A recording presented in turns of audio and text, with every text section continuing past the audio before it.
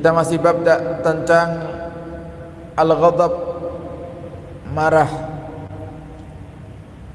Beliau Al-Imam Al-Ghazali menyebutkan dalam kitabnya Ihya dan dihadirkan dalam ringkasan ini, summa innan nasa fil quwah ala darajatin salas. Manusia itu dalam hal tentang kekuatan dirinya terkait dengan emosi itu dibagi tiga. Yang pertama adalah tafrid, yang sempat kita singgung sedikit pada Jumat yang lalu, yaitu berlebihan dalam bersabar. Jadi ada sebuah kaidah di dalam kita mendekatkan diri kepada Allah Subhanahu wa ta'ala, atau bahkan tidak hanya dalam hal mendekatkan diri kepada Allah, jika kita arahkan dalam hal dunia pun akan berdampak negatif untuk diri kita, yaitu sesuatu yang dipaksakan atau sesuatu yang terlalu berlebihan akan sulit kita untuk bisa mengistiqomahinya. Jika kita arahkan dalam hal yang berkaitan dengan dunia, jika Anda memforsir tubuh untuk bekerja 24 jam misalnya, atau mungkin Anda bekerja dengan kerja yang berat yang sebenarnya tubuh Anda tidak mampu untuk melakukannya tapi Anda paksakan, maka pekerjaan yang semacam itu tidak akan bertahan lama. Entah mungkin kita menyerah karena merasa bosan, atau kita menyerah karena sudah tidak ada tenaga lagi. Ini dalam urusan dunia. Dalam urusan kita beribadah kepada Allah Subhanahu wa ta'ala pun juga seperti itu. Allah Subhanahu wa ta'ala meminta kita beribadah kepadanya mastata'tum, apa yang kalian mampu, apa yang kita bisa. Memang benar jika kita melihat daripada sejarah salaf, ibadah mereka luar biasa. Bagaimana salat mereka, bagaimana zikir mereka, salawat mereka, yang jumlahnya sangat berbeda jauh dengan kebiasaan kita sehari-hari. Cuman yang perlu kita sadari Bapak Ibu, mereka para salaf melakukan ibadah-ibadah tersebut karena ada keyakinan bahwasanya diri mereka mampu. Tapi jika diri kita yang kita mulai mencoba untuk membiasakan diri mengamalkan apa yang diamalkan oleh mereka para salaf, para ulama-ulama terdahulu, para wali-wali terdahulu, maka mungkin akan muncul sifat memaksakan sesuatu yang sebenarnya kita tidak mampu, yang harusnya kita mulai dari yang ringan baru kita mulai beranjak kepada yang berat. Tapi karena kita saking semangatnya ingin mencontoh, langsung kita forsir tubuh untuk beribadah dengan cara yang berat. Maka bisa kita ambil kesimpulan, terkadang yang berlebihan itu kurang istiqamah, atau bahkan bisa kita katakan kurang baik. Termasuk dalam bab sabar. Sabar itu juga ada batasnya. Kita dikatakan orang yang sabar, ada juga saat dimana kita dikatakan bukan orang yang sabar, tapi orang yang pengecut, orang yang tidak punya keberanian.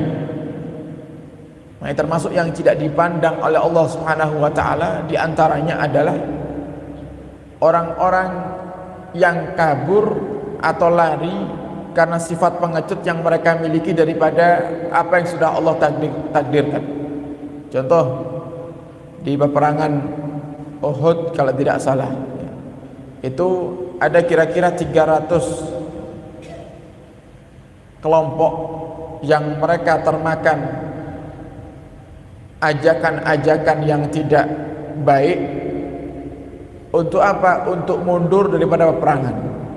Sehingga yang tadinya jumlah pasukan itu ada 1000 lebih, kira-kira 300-nya mundur karena ada satu orang munafik yang mengajak bahwasanya ayo kita mundur.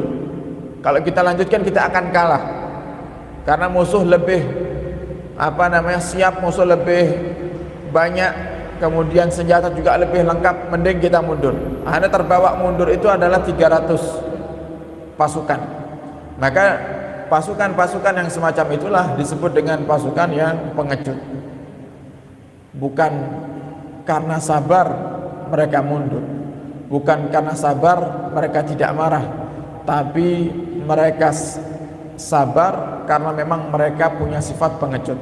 Sebenarnya bukan dikatakan sabar, dan itu oleh Imam Ghazali disebut dengan tafrid, ya, kurang dalam memahami kesabaran. Sampai Al-Imam Syafi'i sendiri beliau mengatakan manistughdiba falam yaghdab fahuwa himar. Siapa yang dibuat marah dalam hal yang memang dia wajib marah, kok ternyata falam yaghdab, dia tidak marah, fahuwa himar, maka dia keledai. Ini kata Imam Syafi'i. Jadi dibuat marah ini. Ada orang mencaci agama kita, ada orang merendahkan Islam, kemudian kita pura-pura sabar padahal di hati kita takut sebenarnya untuk melawan. Kemudian kita bersembunyi di balik kesabaran Rasulullah sallallahu alaihi wasallam. Oh, Rasulullah itu kan rahmatan lil alamin. Rasulullah itu kan sabar. Nah, ini kekeliruan yang sering terjadi dalam kehidupan kita. Rasulullah sabar, tapi Rasulullah juga pernah marah.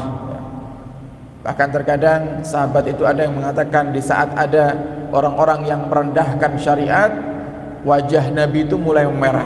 Bagaimana kisah ada seorang sahabat yang mencoba untuk melobi Nabi Muhammad sallallahu alaihi wasallam dikarenakan ada seorang wanita yang memang harus dihukum menurut Islam. Kemudian para sahabat mencoba untuk melobi Nabi, berharap agar Nabi tidak menghukum perempuan ini, dikasih keringanan. Alasannya apa? Karena perempuan ini dari kalangan bangsawan, dari kalangan bani yang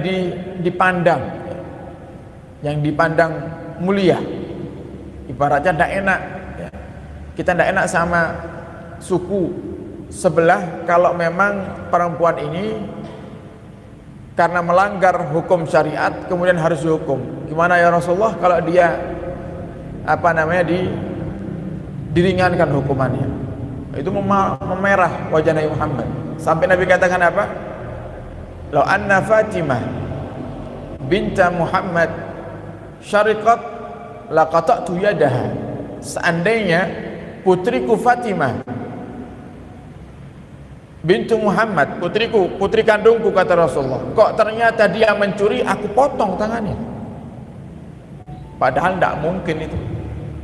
Sayyidah Fatimah, Sayyidat Nisa'i Ahlil Jannah, pemimpin perempuan ahli surga, yang ketika menjelang wafatnya Rasulullah panggil Sayyidah Fatimah, kemudian Rasulullah bisiki Sayyidah Fatimah.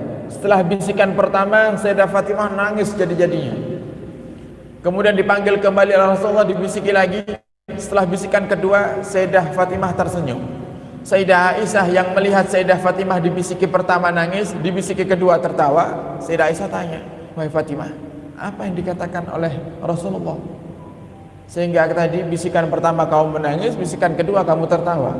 Kemudian Sayyidah Fatimah menjelaskan, bisikan pertama adalah Rasulullah mengabarkan bahwasanya sebentar lagi beliau akan kembali kepada Allah Subhanahu wa taala. Oleh karenanya aku menangis.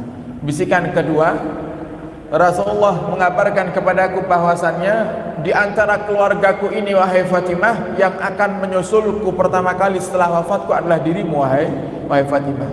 Dan dalam riwayat Rasulullah memberikan kabar gembira bahwasanya engkau adalah pemimpin perempuan ahli surga. Sehingga tersenyum Sayyidah Fatimah. Dan apa yang dikatakan Nabi Muhammad benar. 6 bulan setelah wafatnya Rasulullah, wafat Sayyidah Fatimah Zahra.